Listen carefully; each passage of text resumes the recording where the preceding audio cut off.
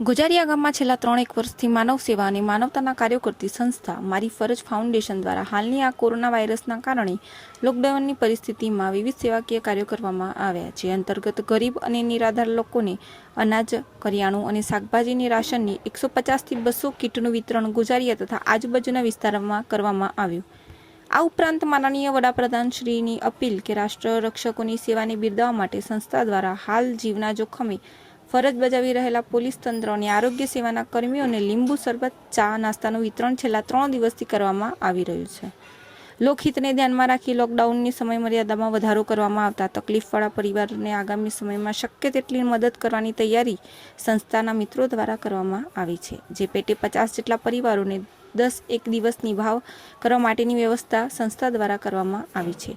સંસ્થા દ્વારા આ ઉપરાંત પક્ષીઓ માટે પાણીના કુંડા, પક્ષી બચાવો અભિયાન, ગરીબ બાળકોની શિક્ષામાં મદદ તથા બ્લડ ડોનેશન કેમ્પ જેવી અન્ય સેવાઓ પણ કરવામાં આવે છે। હાલની આ સ્થિતિમાં બ્લડ ડોનેશન કેમ્પ થઈ શકતા નથી અને દર્દીઓને બ્લડની જરૂરિયાતને પહોંચી વળવા સંસ્થા દ્વારા 3-1 દિવસમાં 21 બોટલ જેટલું બ્લડ માણસા બ્લડ બેંકમાં જમા કરવામાં આવ્યું છે, એવું સંસ્થાના આગેવાનો દ્વારા જાણવા મળ્યું છે। ટૂંકમાં સંસ્થાના આગેવાન વિકાસ પટેલના શબ્દોમાં કહીએ તો માનવી થઈ માનવીને કામ આવીએ, ચાલો સૌ આપણી માનવતાની ફરજ પૂરી કરીએ, એ જ મારી ફરજ ફાઉન્ડેશનનો ઉદ્દેશ છે, એમ જણાવ્યું હતું। આ સેવામાં સંસ્થાના તમામ સભ્યો જોડાયા હતા।